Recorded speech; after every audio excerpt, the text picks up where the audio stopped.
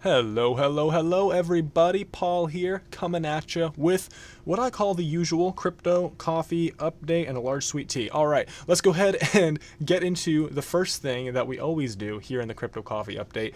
Join me for a simultaneous sip, just a moment of serenity where we enjoy a drink of coffee, tea, water, or what have you together. So let's kick it up.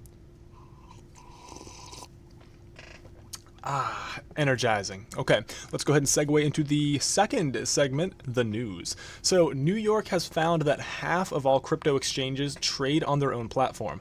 Binance, Kraken, and Gate.io have been referred for possible violations. Let's go ahead and explore exactly what this is all about and how New York was able to determine these flagrant violations, allegedly. Now, the New York State Office of the Attorney General, or OAG, found that half of exchanges which participated in voluntary disclosure of their activities, that's an important caveat there, they trade on their own platforms. Apparently, Circle has admitted that they account for less than 1% of the executed volume on their platform, Poloniex, and Bitflyer USA indicated that its own activity amounted to a whopping 10% of executed volume on its platform.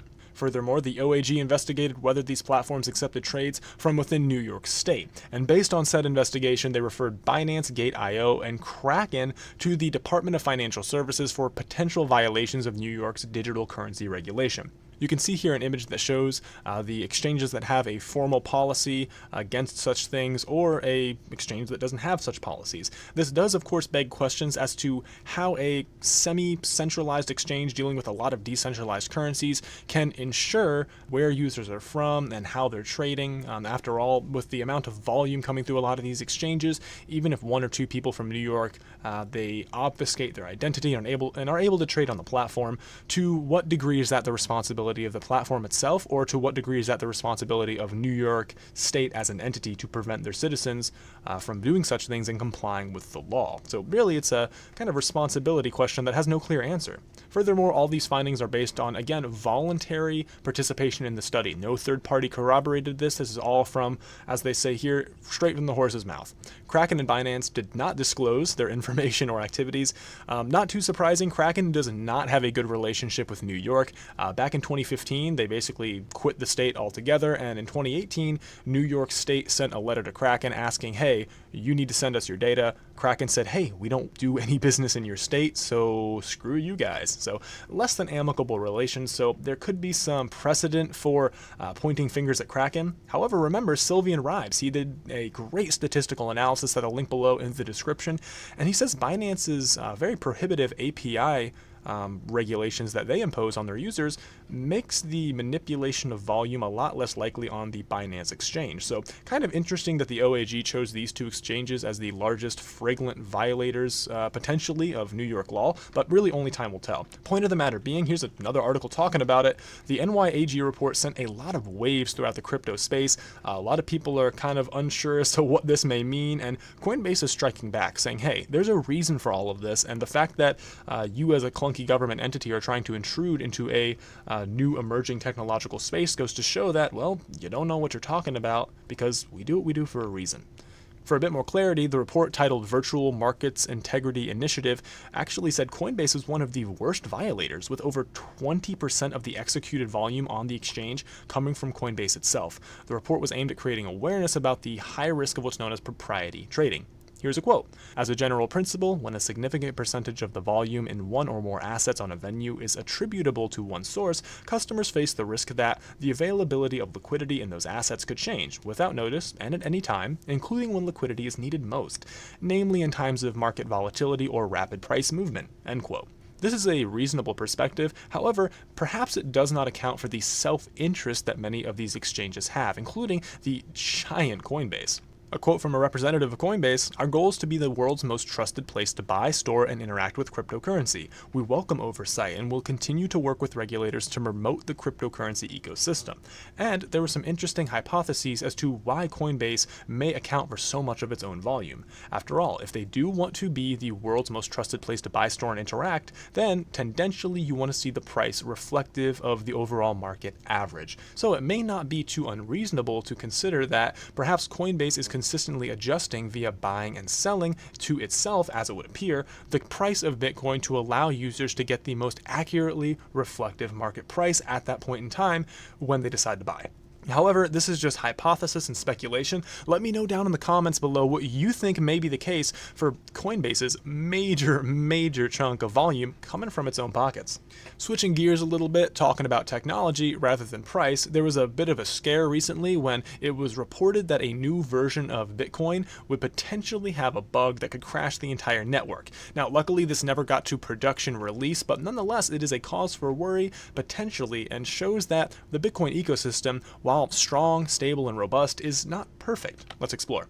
You can see here one such flaw was detected quite recently, and this Tuesday Bitcoin Core developers successfully released a new software version that patched the vulnerability. Despite the fact that developers reacted quickly and the flaw was handled in no time, its exploit could have led to a disaster if it made it to production release. In fact, a malicious user could have easily crashed the entire network. I believe another article cited it was about 12.5 Bitcoin would be the cost of overloading these nodes due to what's known as poison blocks.